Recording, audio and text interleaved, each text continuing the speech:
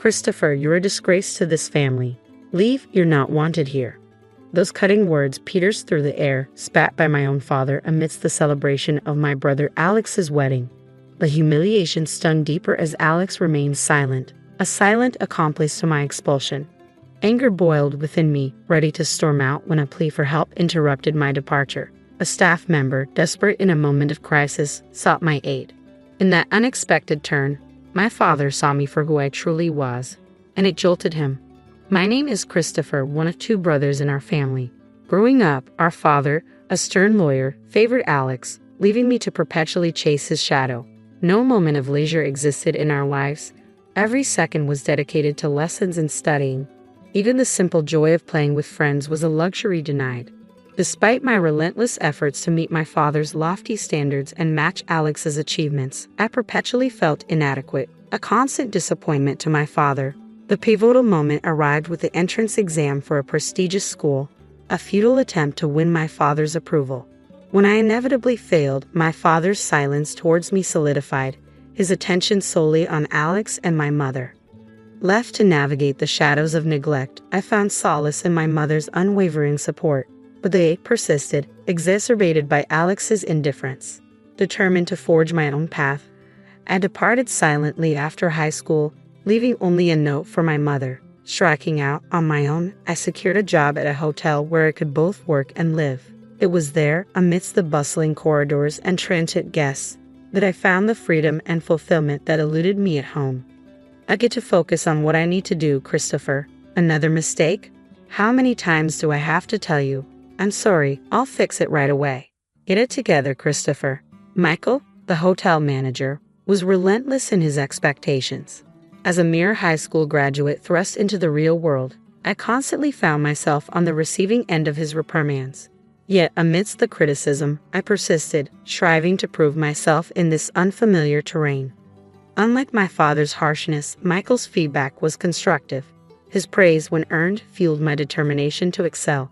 A significant moment etched itself into my memory at the dawn of the new year, the busiest time for the hotel. After completing the requisite training, I was entrusted to work independently. That year, the influx of guests seemed greater than ever, stretching our resources to their limits.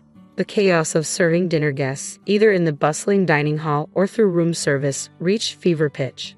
Despite being a novice, I tackled my duties with fervor, aware that my learning curve came at the expense of the hotel's smooth operation. Then, a minor crisis struck on New Year's Day. A colleague fell ill, leaving us short-staffed. I doubled down on my efforts, pushing myself beyond the mandated hours to keep the hotel afloat.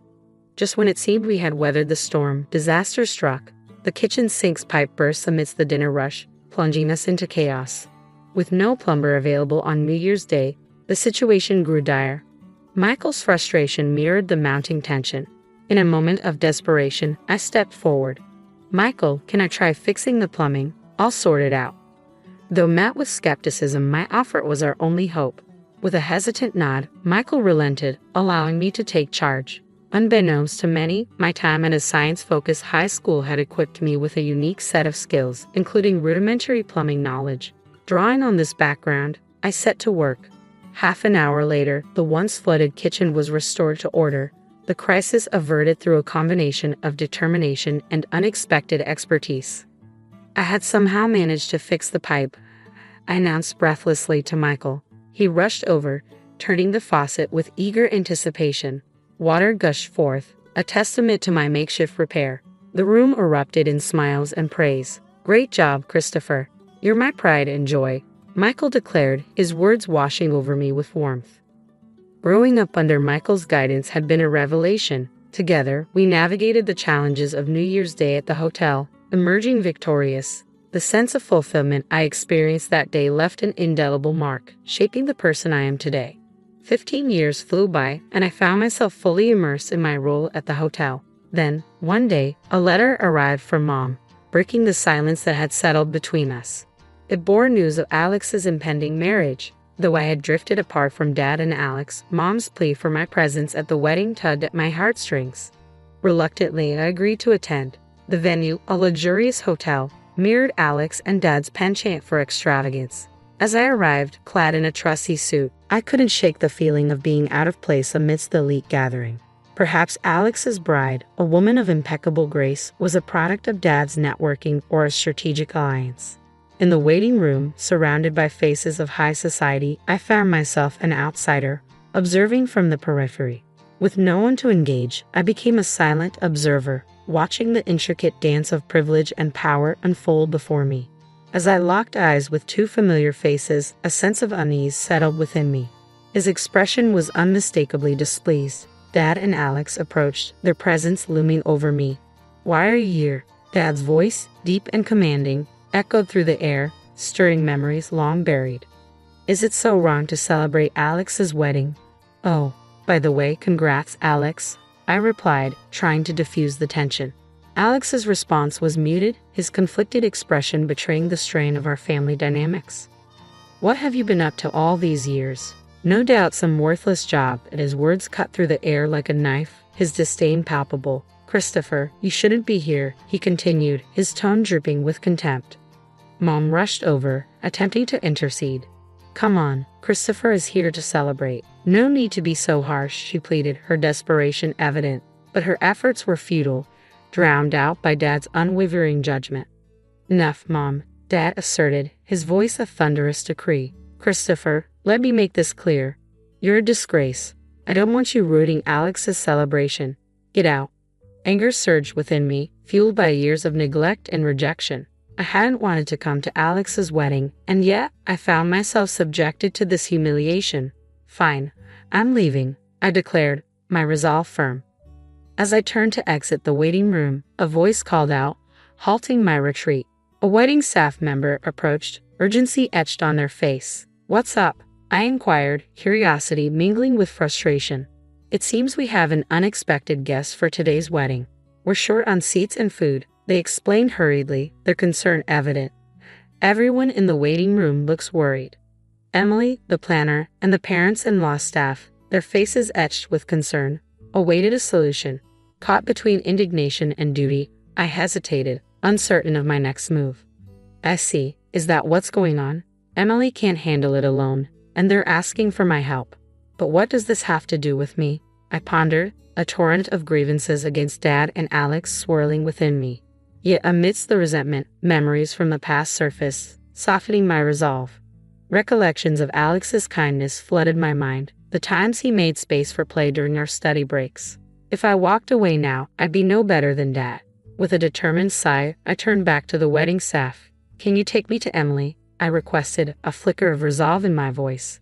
The staff member's face softened, and I followed them back into the waiting room, reclaiming the ground from which I had been expelled moments before.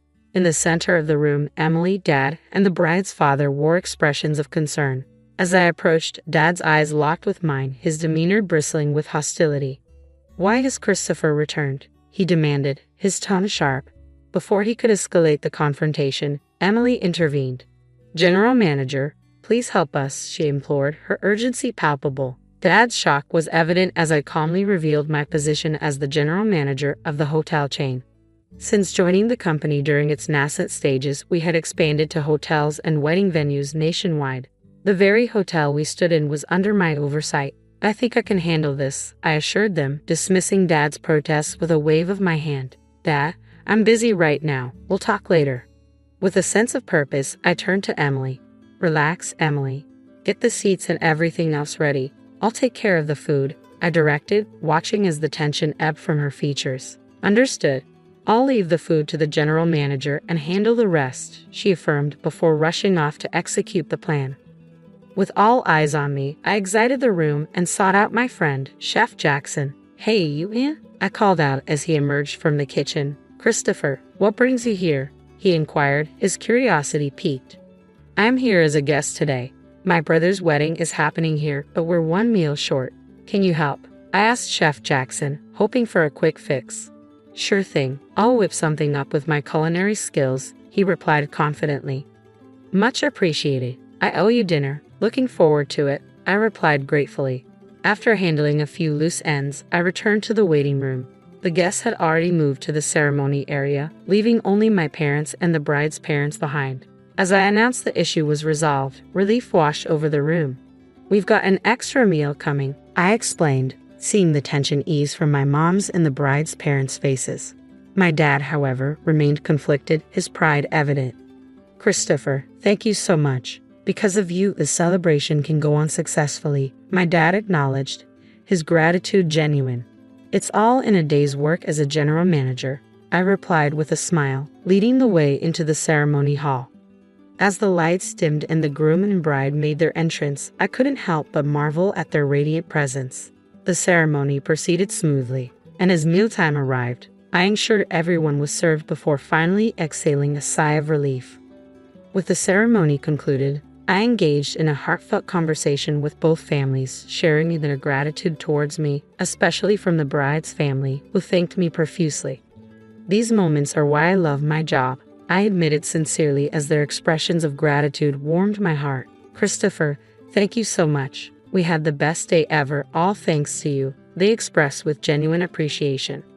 "No worries. Wishing you all the happiness in the world. Thank you so much," I replied warmly before turning to face my dad and Alex. "Christopher, you did wonderfully. Thank you," my mom praised, her words filled with pride. Dad and Alex wanted to speak with me. As Alex apologized first, expressing gratitude for my assistance, I couldn't help but smile. "As long as I could help, Alex, it's all good," I reassured him before turning to Dad, who remained silent. With a sense of closure, I accepted their gratitude, knowing that despite our differences, we could find common ground. Just then, my cell phone buzzed, signaling more work awaiting me at the hotel in the next town over. Looks like more work, but hey, I enjoy it, so no complaints. "All right, I'm off.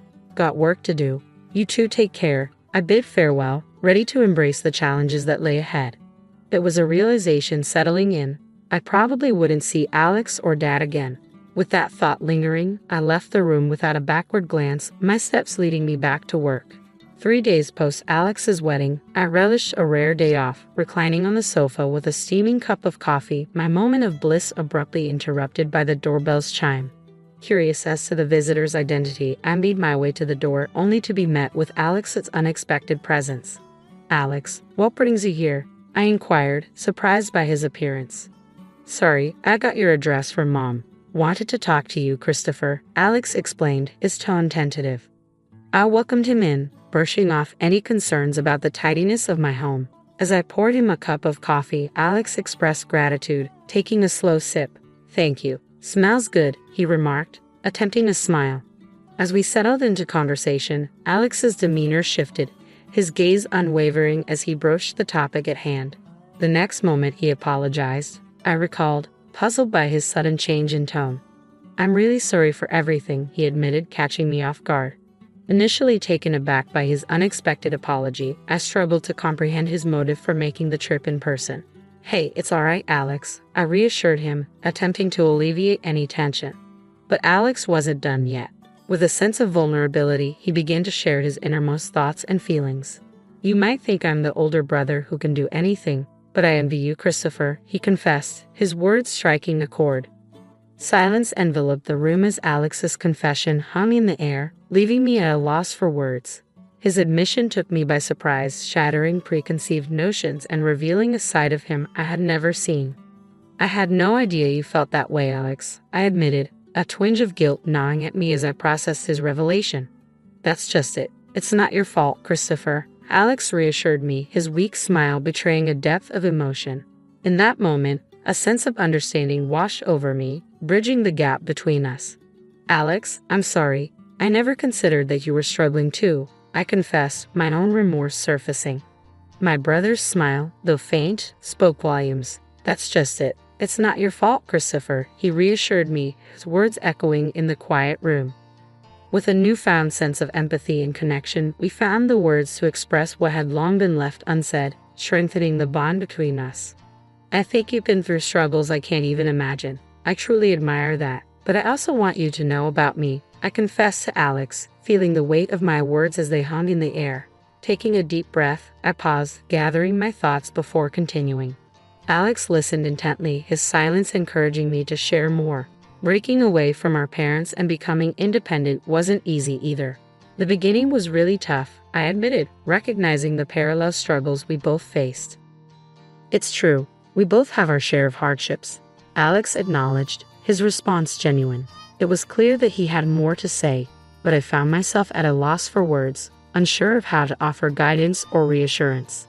Unable to conjure up wise counsel, I spoke from the heart. To be honest, I think you should do what you really want to do, Alex, without worrying about Dad, I suggested, hoping to offer him some semblance of clarity amidst his inner turmoil. As Alex absorbed my words, a sense of relief washed over him. You're right, Christopher. You've helped clear up my inner turmoil. Thank you, he expressed, gratitude evident in his tone. No, thank you, Alex, for coming over, I replied sincerely, accompanying him to the door as he departed with a promise to return for coffee.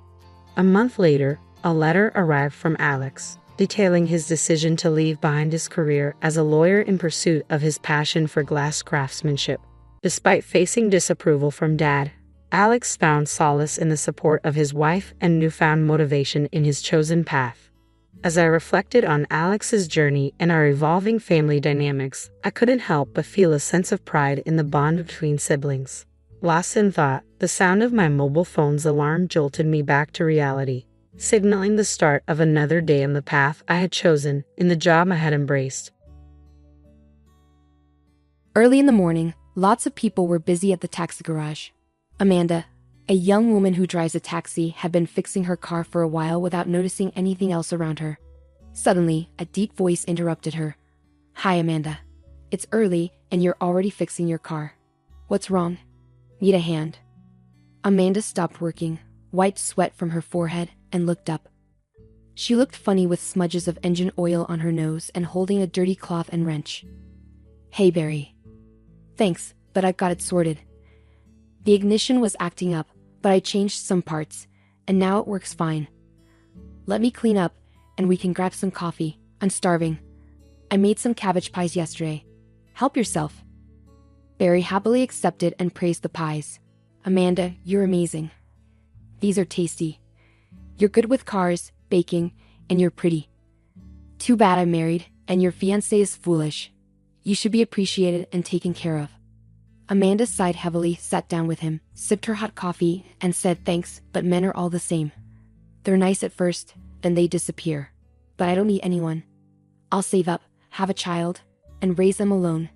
Just don't tell Mr. Ferris I'm pregnant. Before finishing her meal, the radio called her for a customer. She said goodbye to Barry and left, humming a tune. Amanda actually enjoyed driving a taxi a lot. Meeting different people and hearing their stories made her day exciting, even though there were some tough moments. If someone had told her 3 months ago that she'd be a taxi driver, she wouldn't have believed it. Amanda grew up in the countryside, where she lived with her grandfather. Her mom passed away when she was very young, and she never met her dad. Her grandpa took care of her so she wouldn't have to go to an orphanage. Amanda loved living in the countryside, with fields of wheat, fresh-smelling hay, and her favorite cat. Her grandpa taught her everything, from cutting grass to fixing their old Chevy. They even fixed up the whole car together. By the time she was 16, Amanda could drive just as well as anyone else. She passed her driving test on her first try, but then she decided to move to the city. Amanda knew there weren't many opportunities in the village, with all the young people leaving. So her grandpa gave her his savings and wished her luck. Amanda rented a room and got a job as a waitress in a cafe. It wasn't her favorite job because she had to stand all day and her back hurt by the end of each shift, but she needed to earn money somehow. Every day, a handsome young man named Steven came to the cafe during Amanda's lunch break. He always ordered coffee, sandwiches, and snacks, taking his time to enjoy them. Steven couldn't take his eyes off Amanda, and she felt shy whenever she served him. That's how they started talking. Steven worked as a manager in a tour company nearby and lived with his parents, who both worked in a bank. They were a regular family. Steven would give Amanda lots of compliments and flirt with her. One day, he brought her a beautiful bouquet of pink daisies, saying, "Daisies for my Amanda. You're as lovely as these flowers. I think about you all the time. I'd like to take you to the movies. I've already got tickets for the premiere. Would you like to come?" Amanda was thrilled when Steven asked her out, and they started seeing each other. Steven would meet Amanda after work, walk her home, and eventually started spending more time at her place. Amanda was overjoyed and hoped they would get married soon, as Stephen had hinted at several times. But everything changed when Amanda found out she was pregnant. She took the test and felt a bit scared. She and Stephen hadn't talked about having children yet, and they weren't planning a wedding. She decided to tell Stephen everything that evening and see how he reacted. When Amanda told Stephen she was pregnant, he stayed silent for a long time, looking unhappy. Amanda felt hurt and asked, "Are you happy, honey? It's our baby, yours and mine. Maybe we should get married sooner rather than later." Stephen mumbled something unclearly, saying it was too soon and that he thought they were being careful. He said he needed to talk to his parents about it first. Then he left, not answering calls or showing up for lunch as planned. Amanda was exhausted and cried a lot, not understanding why Stephen was acting this way. She was devastated when someone told her they saw Stephen with another woman at the mall. Amanda couldn't believe it. She thought maybe it was a mistake, but she needed to find out for sure. She took time off work and waited for Stephen outside his office. After waiting for 2 hours, Stephen finally came out, but he wasn't alone. He was with the same woman from the mall, and they were kissing passionately in a fancy car. Amanda's heart sank, as she felt deeply hurt and betrayed. Losing control, she ran towards the car, banging on the glass and shouting, "You cheater! How could you do this to me?" Stephen got out of the car, pushed Amanda away, and said he was sorry but that he was engaged to Peggy now because his parents had decided it. He told Amanda to leave and that it was over between them. Stunned, Amanda slapped Stephen and told him she was pregnant with his child. But Stephen didn't seem to care and just told her to go to the hospital and deal with it. And Peggy came out of the salon, looking at Amanda with disdain, and asked who she was. Stephen dismissed Amanda, saying she was mistaken.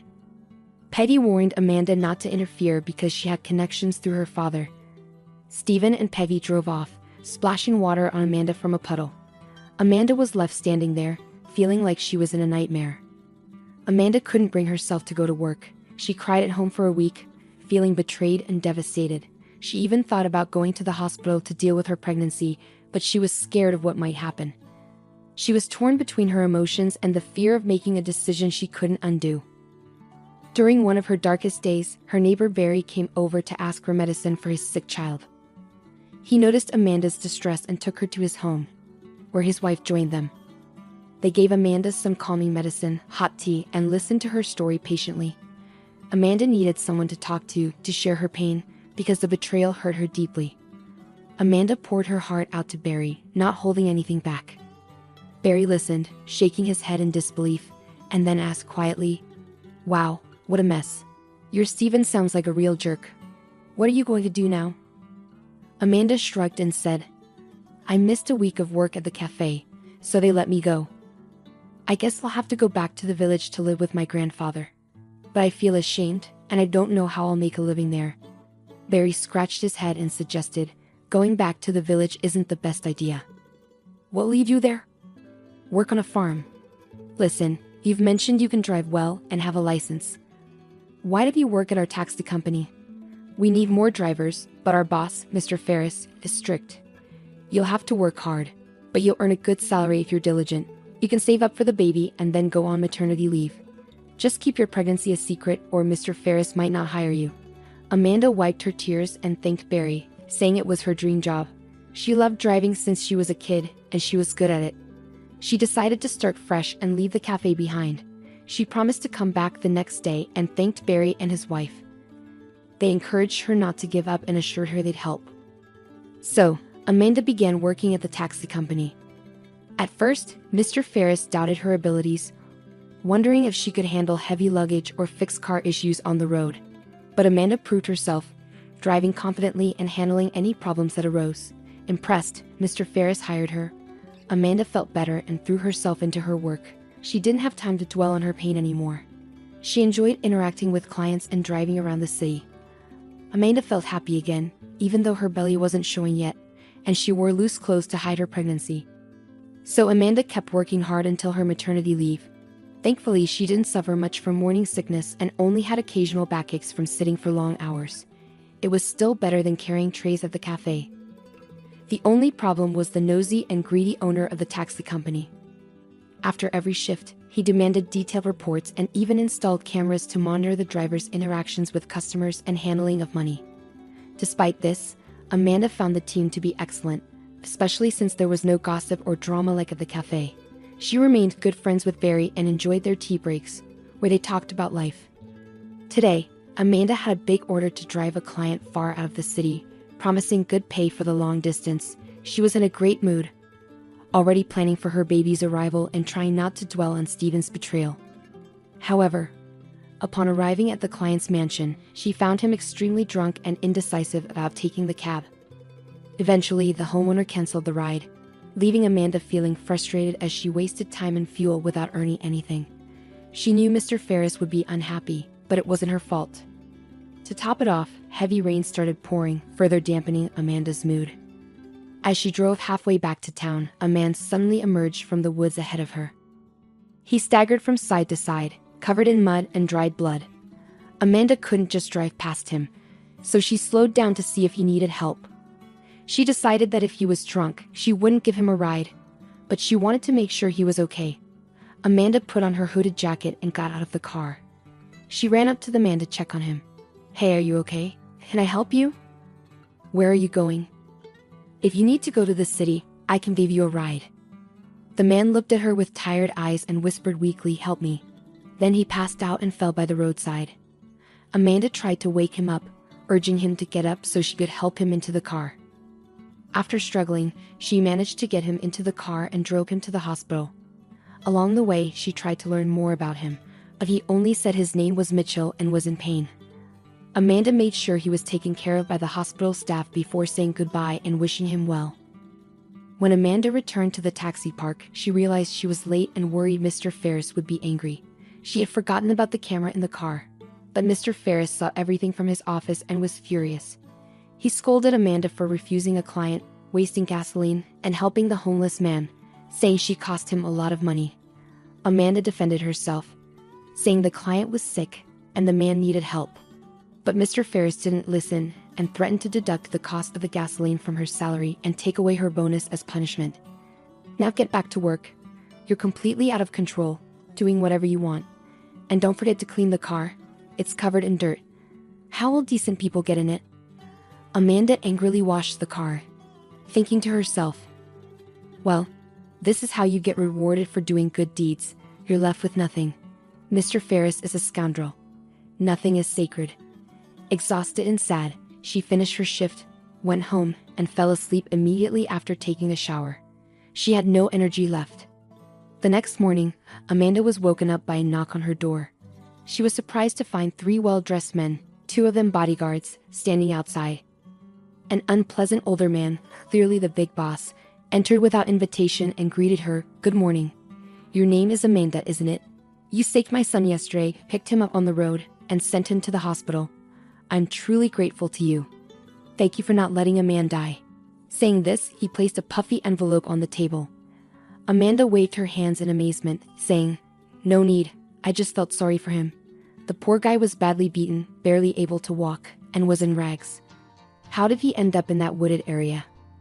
The businessman seemed taken aback by the question but still answered, "You understand? It's an unpleasant story. My son was kidnapped by bandits and held captive in a cabin in the woods. He managed to escape miraculously and tried to make his way home. Did he say anything to you on the way?" Amanda shook her head. "No, he didn't. He was in a lot of pain and only introduced himself as Mitchell. That's all." The man grinned and said, "Well, that's probably the best news today. All right, we got to go. Take the money. Have a good day. Goodbye."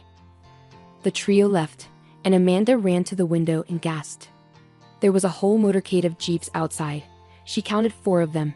The girl counted the money. There was a huge sum by her standards. Clearly not a simple gratitude. She pondered. Her sleep was gone. No, something's wrong. First of all, this glossy big shot doesn't look like his father. Not a drop of worry, regret for the fate of his son. His eyes are cold and calculating. Close people don't act like that. Secondly, why did he ask so much if his son had spoken up? So there's something to hide. Thirdly, how did this man learn everything about me so quickly? And most importantly, why did he come to me? And perhaps this money is not gratitude at all but payment for my silence. No. I must go to the hospital again and check on Mitchell. I should find out from him what happened to him.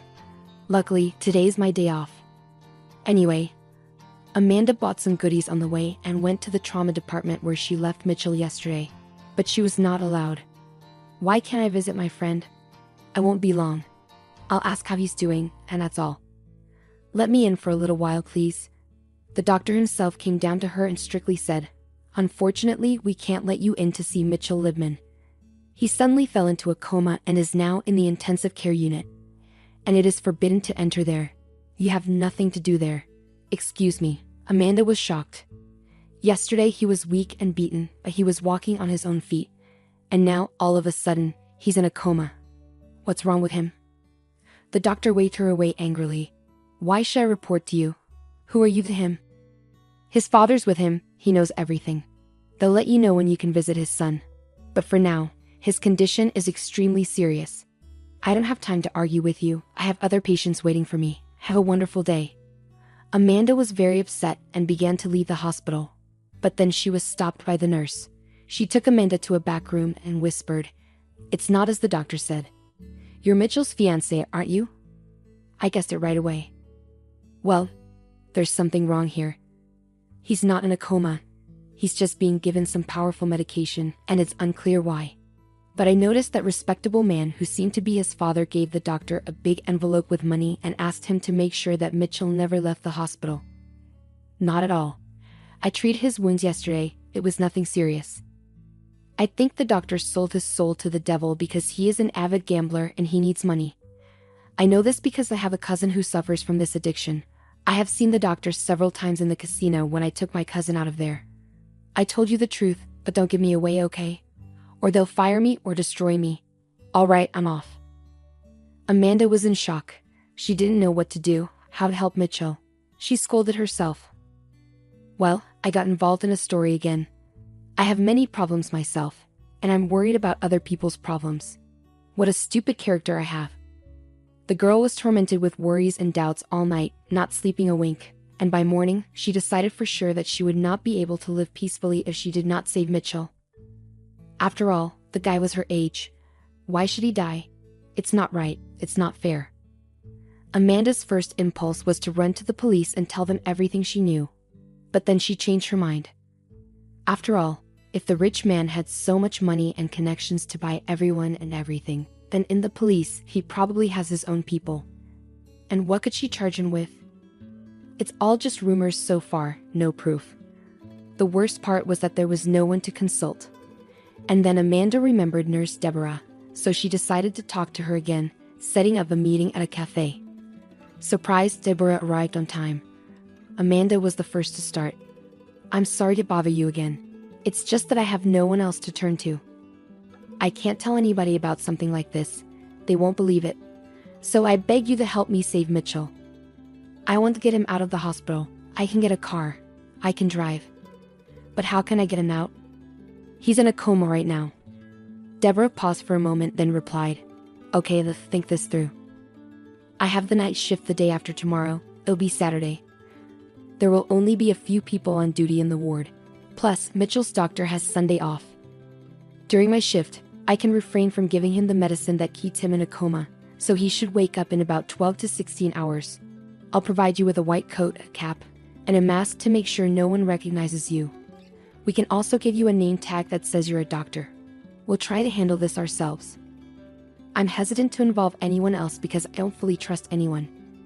The only thing left is to figure out what to say when they come looking for him, which will likely happen during my shift. I could get fired for this, but you know what? Let them. I can't take it anymore." Amanda let out a heavy sigh and responded, "I don't have a plan. I'll take him to my place as he is. Nowhere else. Once he wakes up and tells us who kidnapped him and why, we'll go to the prosecutor's office and let them handle it all." They agreed on that plan. Amanda had been so nervous for the past days that she could barely focus during her work, and on the designated day, she trembled occasionally. She was terrified of what might go wrong. What if it didn't work? What if Mitchell didn't wake up at her house, but it was too late to retreat, and on the appointed night, Amanda turned off the camera after the last order and drove to the hospital. She changed her clothes as Deborah had told her to, crossed herself, exhaled, and went straight to the ICU. Deborah was already waiting for her in the ward. Together they placed Mitchell on a gurney and hurriedly took him towards the exit. The gurney rattled on the tiled floor of the deserted corridor, causing Amanda's heart to race. She silently prayed that no one would approach and question their actions. Thankfully, they were fortunate. Everything went smoothly. At this late hour, all the patients were already asleep, including the doctor on duty. Once they placed Mitchell in the backseat of the car, Deborah quickly returned to her post, whispering a goodbye to Amanda. "Be careful, Amanda. I wish you and your fiancé a speedy recovery. I've packed the necessary medications and written down the instructions for you on a sheet of paper." In a hurry, Amanda drove frantically, her heart racing with fear. She felt like a criminal, constantly checking her surroundings, afraid of being followed. When she reached her house, she called her neighbor Barry urgently and whispered into the receiver. "Barry, could you come out for a minute? I need your help. I'm sorry for being so late." Barry was shocked when he saw the unconscious guy in the back seat. Amanda begged, "Please help me. I can't lift him alone. We need to get him to my room. Just don't ask questions right now, okay? I promise I'll explain everything later." Without hesitation, Barry helped carry Mitchell into the room and placed him on the sofa. He asked, "What's going on, Amanda? Why did you bring him here? Did you also take the taxi from work? Mr. Ferris will be angry. Did anyone see you?" Amanda shook her head, replying, "No one saw me. I turned off the camera. I'll turn it back on. You won't tell on me, will you? I'm not doing anything wrong. I'm trying to save this man's life. Do you believe me?" Barry waved his hand and said, "I know you're a good person. I believe you, but please, keep me out of it. I have a family to think about. I won't tell anyone, but I don't want to know too much. I'm going home. I did what I could." Amanda returned the taxi to the company without any issues. The guards treated her well, and she was sure they wouldn't report her. However, she couldn't stop trembling from the evening's events and emotions. She arrived home on the last bus, checked that Mitchell was breathing normally, and collapsed beside him, exhausted. She was really worried and started crying. "God, what did I get myself into? Barry was right, this is really dangerous. And if that rich man finds me, what's going to happen to me? And what about Mitchell? I don't have anyone to protect me. My life feels like a detective story, and I'm the main character. It's so scary, but at least I managed to save someone. That's something to be happy about." 13 hours went by, and Mitchell finally woke up. He squinted in the sunlight and looked around, feeling confused. "Hey, where am I? Why am I not in the hospital? Oh, I remember you. You're the taxi driver who saved me on the highway. I never got to say thank you." Amanda smiled and said, "I'll tell you a story that might make you thank me again, even though it's risky for me to do so. But still." Amanda went on to tell Mitchell everything she knew about his supposed father, the drugs he was given, and her own pregnancy. She needed to get it off her chest and share it with someone. Mitchell listened closely without interrupting, staying silent for a while. Then he started telling his own story. "Yeah, he's not my real dad. But to make you understand, let me start from the beginning. It's a long and complicated story. My parents were wealthy. My dad owned a bunch of hotels, and my mom was a psychologist for famous people. When I was 3, my dad was threatened by some criminals who wanted to take over his business. That's when he wrote his will, saying that everything would be mine when I turned 25. I think that's why all this chaos started. I'm turning 25 next month. My dad had a close friend named Hank Long, who was also kind of a relative. My dad trusted him a lot. After the threats, the bad guys attacked my dad and shot him while he was in the car. My mom got really sick from sadness and stress. She already had a weak heart and passed away not long after. So I was left all alone at 3 years old. Mr. Long, my dad's friend, took care of me and became like a dad to me. He's the one who came to see you. Mr. Long took over my dad's business and made me feel like I owed him for not sending me to an orphanage. He didn't treat me badly, but he didn't show me much love either. When I was 13, he got married, and I felt even more like I didn't belong. He sent me to a fancy school in England and then to university. Finally, I started coming back home to start my own business, but my stepdad still wanted to control me. I found out about my dad's will by accident when I visited my old nanny. She had been with me during all the tough times and knew everything but never said anything. Then I had an argument with my stepdad and started looking for the lawyer who had the will. That's when things started going really wrong. I started getting threatening calls telling me to leave town. At first, I didn't take them too seriously, but a week later, I was kidnapped by some bad guys. They kept me locked up in an old cabin in the woods, hitting me and trying to make me say the will wasn't real. Luckily, I managed to escape. One of the guys left, and when they took me out to go to the bathroom, I saw my chance to fight back. I don't really remember exactly how I got away, but I ran as fast as I could. I hid in a hole covered with leaves and stayed there for a whole day. Eventually, I got out and wandered until I found the road. And that's where you found me. Now unsure who was behind my kidnapping and who benefited from abandoning me, Amanda exclaimed, splashing her hands in frustration. It's obvious, Mitchell. Of course, it's your stepfather. Who else? We need to go straight to the police and sound the alarm. He won't stop until he gets rid of you. Mitchell responded vaguely, you're right.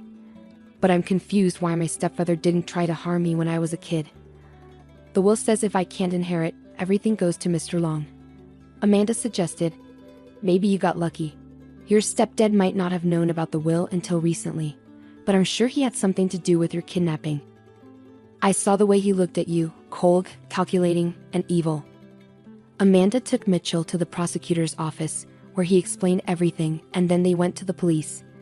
Justice started moving, and a case was opened. After a thorough investigation, horrifying truths emerged. It turned out Mr. Long not only planned and paid for Mitchell's kidnapping, but also had a role in his father's murder. Mitchell couldn't believe it. He was trembling. He asked to meet his stepfather, wanting to look him in the eye and ask one question. He thought maybe his stepfather would apologize, facing a life sentence, but instead the scoundrel acted brazenly. Well, Mitchell, are you satisfied now? Yes, I'm getting old. Feeling sentimental. I was weak. They didn't kill you right away in the forest. I tried to protect you. You were like a son to me. Mitchell choked with disbelief. Like a son? How can you say that? You've been pretending to mourn my father, promising to find his killers, but you ordered his death. Because of you, my mom died soon after. You ruined my life. Why didn't you kill me earlier? Why did you pay for my education if you never loved me? I know you only tolerated me. The businessman grinned wickedly. At first, I pitied you, so I sent you away to study. It also helped my reputation in high society to educate the son of my late partner. It kept suspicion away from me, and I gained respect. But now, you've returned to ruin my plans. It was only when you mentioned the will recently that I panicked. I couldn't let you inherit everything so easily.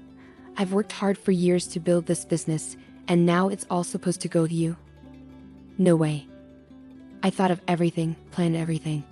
But you managed to escape from the cabin while I was still deciding whether to get rid of you immediately or later. And I would have succeeded if it weren't for that meddling cab driver. She ruined everything. Mitchell was furious. Don't you dare insult Amanda. She's amazing. She saved my life twice from you, Dad. You won't get away with this. You'll pay for everything. Mr. Long leaned forward and hissed angrily. You're very wrong, kid. I have connections and resources. I'll be out of here soon enough. You'll see. But the court delivered justice, and the businessman was sentenced to life in prison for his crimes. Instead of a luxurious life, a jail cell awaited him. In court, he shouted about how much he hated Amanda, blaming her for everything. She had stopped him from getting even richer and had saved his stepson, whom he didn't even care for. Mitchell took charge of the company and threw himself into his work. He and Amanda became close friends, often spending time together. Mitchell secretly harbored feelings for Amanda. He admired everything about her, her contagious laughter, her unique features, and her kind eyes. However, Mitchell couldn't confess his feelings because Amanda was pregnant with another man's child and preparing for childbirth. He feared that confessing now would only hurt her and ruin their close friendship. So instead, Mitchell chose to take care of her and support her in every way he could. He insisted that Amanda move out of her old, cramped housing, and he rented a comfortable apartment for her. He also encouraged her to stop working as a taxi driver since her pregnancy was becoming noticeable, and her employer wouldn't provide maternity leave or might even fire her. Mitchell provided financial assistance to Amanda and made sure she had everything she needed. Amanda felt overwhelmed by his kindness. Mitchell, you're spoiling me too much. No one has ever cared for me like this. Thank you so much. It's a shame I had to quit driving. I really loved that job. Sitting at home all day is boring. Quietly, Mitchell replied, looking into her eyes. "Amanda, this is the least I can do for you. You're not just a stranger to me anymore. In fact, you're the closest person to me now. Don't worry, soon you'll have your baby boy, and there won't be a dull moment. I'll be there to pick you up from the hospital. Will you let me be a godfather?" Touched, Amanda replied softly, "Of course, why are you even asking? You know, Mitchell, I feel so safe and comfortable with you, more than with anyone else. Why didn't we meet earlier? It's a pity. But nothing can change that." Amanda's heart was also filled with love for Mitchell, but she didn't dare to entertain those feelings. She kept reminding herself, "Don't fantasize about him. Why would he want someone else's child? Don't ruin his life. But then, why does he care about me so much? Not every friend would do that. Is it just out of gratitude? I have to convince myself that he's just a friend, nothing more. We can never be anything more." Amanda was tormented by worries and doubts with no one to confide in. One day, while leaving the women's clinic, she bumped into Deborah, the nurse who had helped save Mitchell. Both women were delighted to see each other and decided to have lunch at a cafe and catch up. "Pregnancy suits you," Deborah remarked with a laugh. "You look radiant. So how did your detective story with the kidnapping end?" "I've thought about you often," Deborah began, her tone reflective. "I almost got fired and received a scolding that seemed to last forever. I had to write a lengthy explanation letter, and they even revoked my bonus, but it was all worth it. You should have seen the doctor's face when he couldn't find his paying patient in the morning. What a commotion it caused." Eventually, an investigation started, and our corrupt doctor was finally removed from his position. He was terrified and tried to dodge the consequences, hoping everyone would keep quiet about his shady actions. But many people were fed up with him. He was sentenced and is now in jail. He deserves it. And guess what? I even got promoted to head nurse. Can you believe it? Amanda smiled warmly and congratulated her, saying, "You deserve it." Then she added, "I've thought about you often too. Sometimes, you just need someone to talk to, knowing they'll understand and listen without judgment." As for her pregnancy, Amanda confided in Deborah about her complicated relationship with her ex-boyfriend. Deborah shook her head in amazement. "You're really something, my friend. I admire you. To be honest, you're incredibly brave. Taking risks for the sake of strangers, even while pregnant, it's admirable. Your Mitchell should be kissing your feet and taking my advice. Don't torture yourself. Don't doubt in vain, just trust your heart and fate.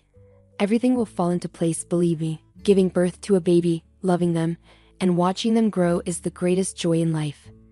If Mitchell truly loves you, he will reveal his feelings sooner or later, and having a child won't be an obstacle. I made a mistake in my youth. I had a fight with my fiancé, and I hastily terminated my pregnancy without thinking. I carry that regret on my soul, and now at 37, I have neither children nor a husband. Do you know how many times I've regretted my decision? I could have raised a child and not felt so alone. You're a fighter, Amanda, and I admire you for it." Amanda took Deborah's hand gratefully and said, "Thank you for everything you've done for me. Please visit me often. I'd be happy to have you around. Honestly, I've never had a true friend before, but I trust you. I feel like you're a good person, so let's be friends," Deborah exclaimed with joy. "I'm all for it. I have Sunday off. How about we go for a walk and look for some interesting baby things, like fashionable strollers? We can have a chat." From that day on, Amanda and Deborah became inseparable. They had plenty to talk about and felt a deep connection, almost like sisters. When Amanda went into labor in the middle of the night, she didn't hesitate to call Deborah. "I'm sorry for waking you up, but I think it started. My belly hurts so much, and I feel tightness. I'm scared. What should I do?" Deborah immediately sprang into action, calming her down and organizing transportation for her. She instructed Amanda to get dressed, gather her essentials and documents, and wait for her. "Everything will be okay. Dr. Brewster is a great obstetrician, and I'll be there for you," she assured. Deborah also called Mitchell herself. "Wake up, Romeo. Your Juliet is giving birth. Let's go help." Within 30 minutes, Amanda was taken to the delivery room. Deborah and Mitchell anxiously waited in the corridor. Mitchell, feeling nervous, paced back and forth, bombarding Deborah with questions. "You're a medical professional. Tell me, will Amanda be okay? Why hasn't she given birth yet? Did something go wrong?" The nurse tried to cheer Mitchell up, pouring him some coffee and urging him to calm down. You men are so impatient. This process can sometimes last up to 24 hours. Let me ask you, do you love her? Mitchell, feeling embarrassed, answered honestly, yes, very much, more than anything. But I don't know what to do about it. Deborah chuckled. You're funny. If you love her, what's there to think about? Get married and raise the boy with her. You two are so obvious. Don't hide in the corners pretending to be just friends. Excitedly, Mitchell asked, do you think she loves me too? I'm scared to tell her. I don't want to offend her. I can't sleep or eat. She's always on my mind. Deborah reassured him. Yes, she does.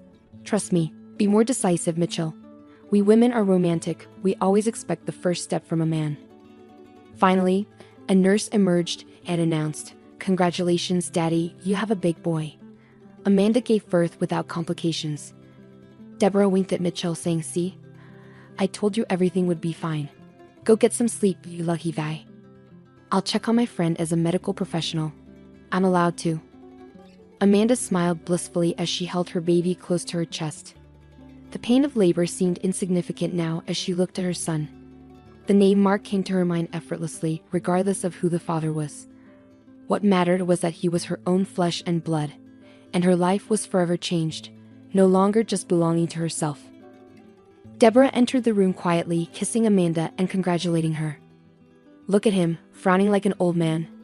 Come on, smile. Amanda laughed and replied, to be honest, it wasn't easy. The doctors were worried I couldn't do it on my own. But Mark and I pushed through, and now here he is, my little miracle. Where's Mitchell?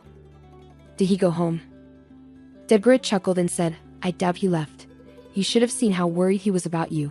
He paced like a caged tiger, bombarding me with questions. He loves you, Amanda, that's for sure. I think he'll propose to you soon. Will I be your maid of honor? Amanda's heart skipped a beat as she exclaimed, you think so? I'm so grateful that both of you are here, that you both appeared in my life. I was pregnant and alone with only my neighbor's support. Deborah smiled and said, I'll be happy to babysit the little serious baby. I know he'll grow fond of me. On the day of discharge, Mitchell arrived dressed in an expensive suit with a bouquet of flowers. Deborah had been with Amanda all morning, helping her get ready, teasing her and curling her hair with a curling iron. Your Romeo is downstairs waiting impatiently, she teased. Confused, Amanda asked, Deborah, what's all this? It feels like we're getting ready for a party. I'm just being discharged. Why all the fancy outfits? The nurse chuckled and replied, who knows, who knows? One thing I can tell you is that you're in for a surprise. As Amanda stepped outside, Mitchell rushed to her while Deborah took little Mark in her arms. Mitchell took out a beautiful box from his pocket and opened it. Dear Amanda, I congratulate you on the birth of your son. I want to put this ring on your finger as a symbol that we are more than friends now. I love you, darling, and I want you to become my wife. Will you marry me? The nurses applauded, and the sound of a champagne bottle being opened filled the air. Even the elderly janitor paused his work to witness the scene. Overwhelmed with emotions, Amanda sobbed and whispered, I agree, I love you too, and I can't help it. Deborah clapped her hands and shouted cheers as she raised a glass of champagne. She was genuinely happy that two loving hearts were finally united. Amanda moved into Mitchell's mansion, and the couple officially tied the knot. Mitchell adopted Mark, giving him his surname. 3 years passed. Amanda and Mitchell lived harmoniously, and Amanda deeply appreciated her husband's loyalty, devotion, generosity, and care. She never regretted marrying Mitchell. One February, amidst the cold frosts and snowstorms, Mitchell suddenly suggested, Darling, why don't we go to a warm sea resort? What's stopping us? We'll soak up the sun. Amanda squealed with joy. Of course, I'm in. I've never been abroad, but I'd love to. You're the best. Mark clapped his hands in excitement, and the packing began. The couple visited a travel agency to select a suitable tour. The receptionist, a friendly girl, greeted them warmly and offered them coffee. She mentioned that the manager, Stephen, would assist them. When Stephen approached them, Amanda greeted him but didn't immediately recognize him. Upon closer inspection, she realized he was her ex-boyfriend. Stephen hadn't made any career advancements and remained a manager just as he was before. Amanda decided to play along by pretending not to remember him. She coolly said, My husband's son, and I would like to choose a family tour to the sea. What options do you have to offer? Stephen was visibly flustered and unable to provide a proper response. Lost in his thoughts, he barely heard Mitchell's voice. Finally, Stephen blurted out, "Amanda, don't you recognize me? It's me, Stephen. Is this my son? What's his name?" Mitchell answered stiffly, "This is my son, Mark Lebman." "Any more questions?" Amanda calmly replied, "Don't get excited, my love. The man has made a mistake." Mitchell took his wife and son, and they left the agency. Stephen was shocked. Losing such clients and such a woman. Peggy had left him a long time ago, and he never made a career. Today, seeing Amanda so radiant and happy, he felt offended and angry with himself. Now his son called another man daddy, and what was he left with? Few were willing to marry a simple manager without prospects. Only Amanda had loved him so sincerely and devotedly. If only he could turn back time. Amanda and Mitchell went on vacation, enjoying the sun and water, and came back completely happy. A month later, they received another surprise. Amanda found out she was pregnant. Mitchell hugged and kissed her, rejoicing like a child. Amanda thought to herself, "If someone had told me that I would meet a man on the road, marry him, and have his child, I wouldn't have believed it. And now I'm the happiest I've ever been. That's fate." Soon, Amanda played matchmaker for her best friend, introducing her to Mitchell's friend and partner, Andrew. It was a great decision, as they had a passionate romance, and soon Deborah also became pregnant.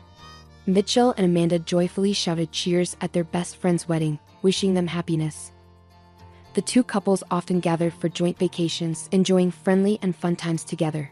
To be loved is more valuable than being rich.